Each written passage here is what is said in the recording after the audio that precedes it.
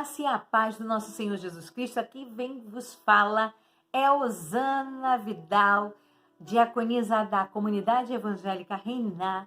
E hoje a nossa lição da escola dominical fala sobre a depressão e o suicídio. E nós vamos ler um versículo para a nossa meditação que fica aqui no livro de Hebreus, no capítulo 12, no versículo 15, que nos diz assim: e tendo cuidado de que ninguém se prive da graça de Deus, e que nenhuma raiz de amargura brotando vos perturbe, e por ela muitos se contaminem. Queridos, nós temos visto que uma das maiores armas de Satanás nestes últimos tempos, que ele tem utilizado para destruir o ser humano, são problemas de origem psíquica, que atingem em cheio os sentimentos e as emoções das pessoas. Prova disso que nós vemos muitos consultórios psiquiátricos e psicólogos também lotados por causa desses problemas. E nós vamos falar de alguns fatores, tá, que levam à depressão. Segundo o psicólogo cristão James Dobson, ele relata 10 fatores que levam a pessoa à depressão. Vamos lá. Primeiro, ausência de romantismo no casamento. Segundo, autoestima negativa. A pessoa ela tem uma imagem distorcida de si próprio. Terceiro, problemas com os filhos ou com os pais. Quarto, dificuldades financeiras. Quinto, solidão. Problema de relacionar com as pessoas à sua volta. Sexto, problemas sexuais no casamento. Sétimo, doenças. Oitavo, cansaço, pressões de tempo, estresse. Nono, conflito com parentes. E décimo, envelhecimento. Queridos, a depressão ela é um sentimento de tristeza, de ansiedade, em que a pessoa sente vazio, sente desesperança, pessimismo, desamparo, tem um sentimento de culpa, sente falta de amor das pessoas, sente como ela estivesse vivendo uma situação em que não há jeito para resolver o seu problema. E essa situação é perigosíssima, porque se não for tratada adequadamente, ela pode culminar em suicídio. E é importante que a depressão ela seja tratada corretamente. Nós já falamos em algumas lições atrás que o homem é feito do corpo, de alma e de espírito. Muitas das vezes é necessário para tratar a depressão. O corpo é preciso de remédios receitados pelo psiquiatra. É necessário para a alma, terapia, né? Você ter consultas lá, terapia com um psicólogo, com um aconselhador cristão. E, por último, precisa tratar também o seu espírito. Precisa voltar a ler a Bíblia, a palavra de Deus. Precisa orar para que a sua fé seja aumentada e dessa forma possa fortalecer o contato dessa pessoa com Deus. Só dessa forma é que a pessoa vai conseguir vencer a depressão.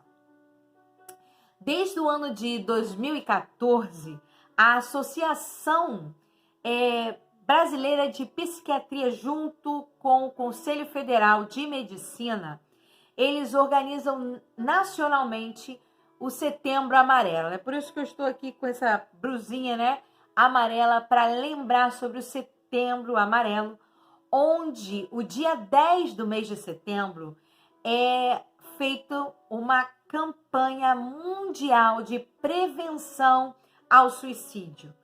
Essa campanha acontece o ano todo, mas em setembro ela é mais intensificada. E é preciso nós, como igreja, termos um olhar atento para os nossos jovens, para os nossos adolescentes e para as nossas crianças, na questão principalmente da automutilação, né? Cortes. Isso é definitivamente importante nós estarmos atentos a essa situação, porque é um comportamento em que muitas das vezes o jovem, o adolescente e a criança envolve agressão ao próximo e até a si próprio. Muitas vezes até inconsciente, conduzindo eles ao suicídio. E é importante lidarmos com seriedade as questões das frustrações dos jovens, adolescentes, crianças e até de alguns adultos que estão vivendo situações extremas onde eles vêm em total desesperança. Nós não podemos, como igreja, tratarmos o suicídio, a depressão como um tabu.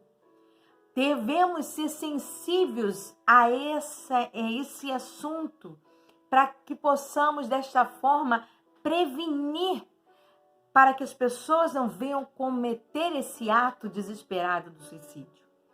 Segundo a Organização Mundial da Saúde, a cada 40 segundos, uma pessoa no mundo tira a sua própria vida. E aqui no Brasil, a cada 45 minutos, uma pessoa tira a sua vida, seja ela criança, seja ela adolescente, seja ela jovem.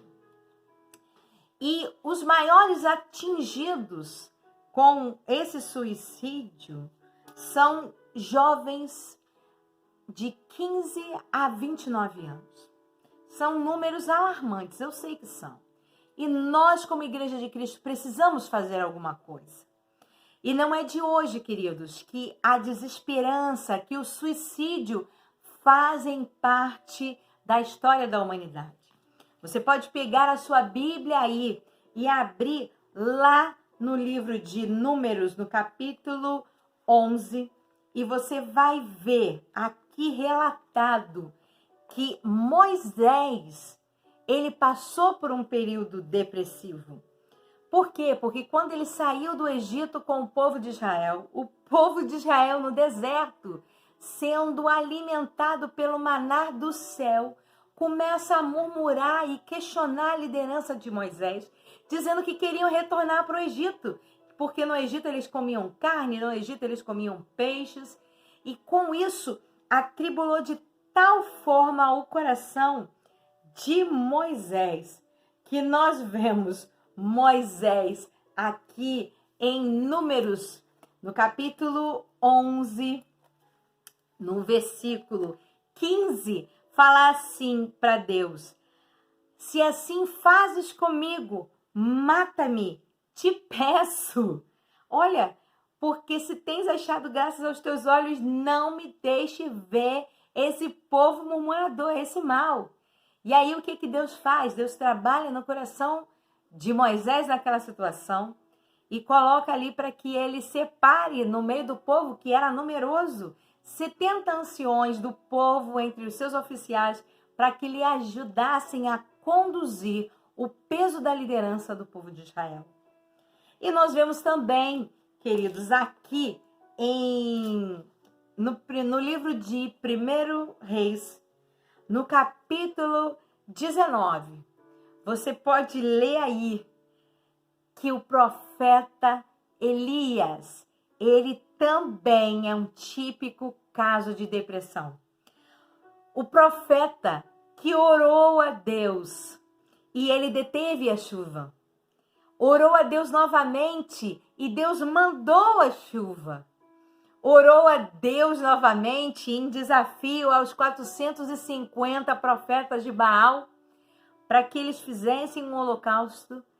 E ali naquele holocausto, tanto os profetas de Baal como Elias, como o único representante de profeta de Deus, para que o povo visse quem realmente era o verdadeiro Deus.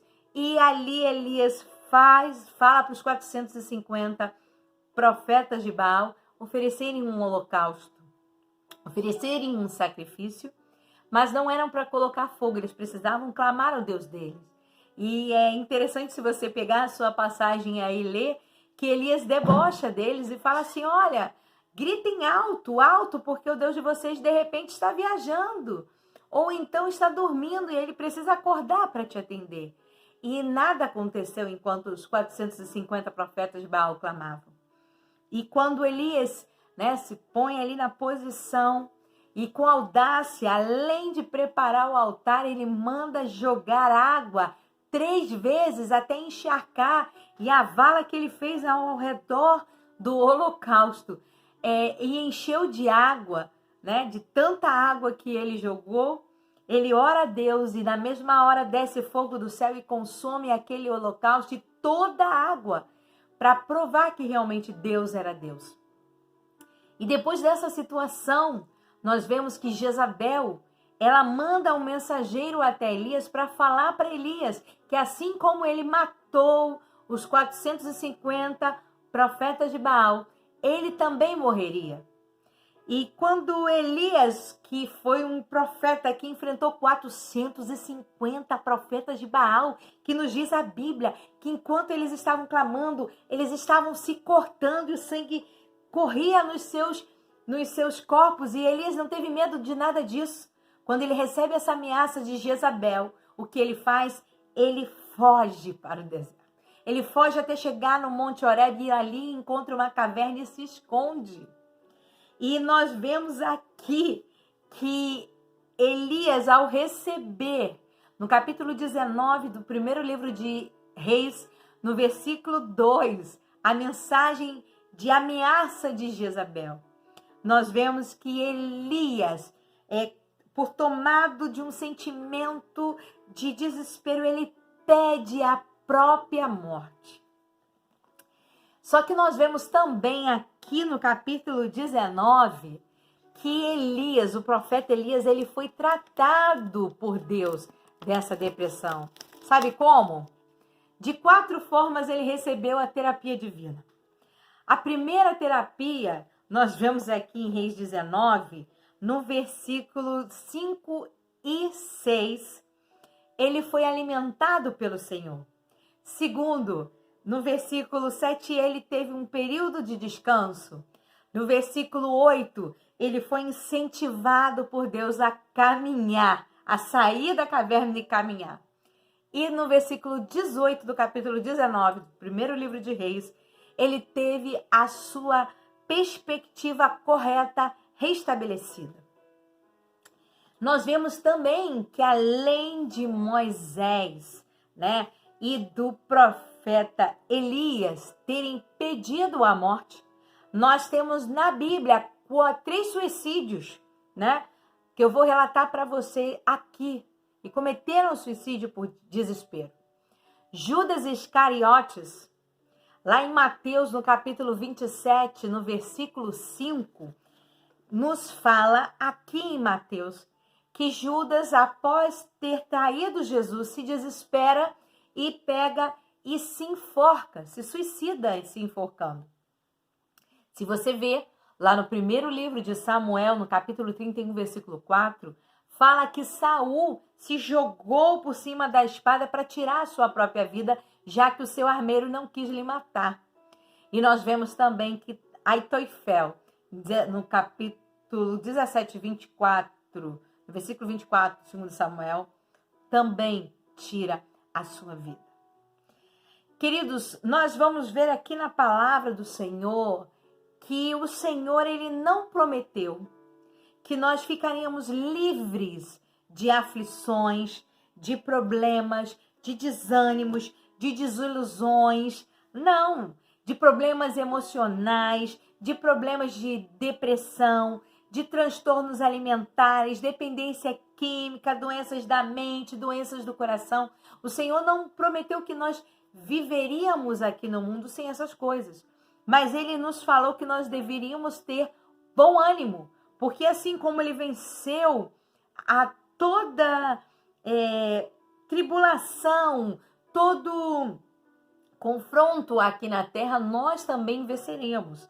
E eu acho interessante aqui esse versículo que nós iniciamos a nossa lição, que diz no versículo 15, novamente do capítulo 12 de Hebreus, que tendo cuidado que ninguém vos prive da graça de Deus e que nenhuma raiz de amargura brotando vos perturbe e por ela sejam contaminados. É interessante, queridos, que nós não devemos ser privados da paz verdadeira que há em Cristo Jesus. E eu quero falar para você que talvez esteja me ouvindo agora e esteja com pensamentos negativos, sentimentos ou um comportamento que esteja lhe incomodando e precisa da ajuda. Nós, da comunidade evangélica Reinar, estamos à sua disposição para lhe ajudar, conversar com você, orar por você, para que o Senhor venha repreender todos esses pensamentos malignos que têm tentado tirar a tua paz e até mesmo o inimigo tem usado isso para tentar tirar a sua própria vida. Então eu quero te dizer que há médicos eficazes que, aliados ao Espírito Santo, eles, sem exceção, são capazes de curar você, de tirar você dessa depressão, desse sentimento de tristeza profundo que você tem passado. Só assim você verdadeiramente vai poder ter uma vida abundante em Cristo, que é uma vida de alegria, uma vida de gozo, uma vida de paz em meio aos problemas, porque nós sorrimos não porque não temos problemas, mas sorrimos porque cremos que o nosso Deus é poderoso para nos dar vitória em toda e qualquer situação, ainda que possa ser uma doença terminal, ainda que seja uma separação, ainda que seja uma morte. O Senhor, Ele é poderoso para nos fazer superar tudo e fazer-nos vencer e viver uma vida abundante em Cristo Jesus. Fique na paz e que Deus continue operando poderosamente no seu coração e que a sua alegria seja restaurada em nome de Jesus. Fique na paz.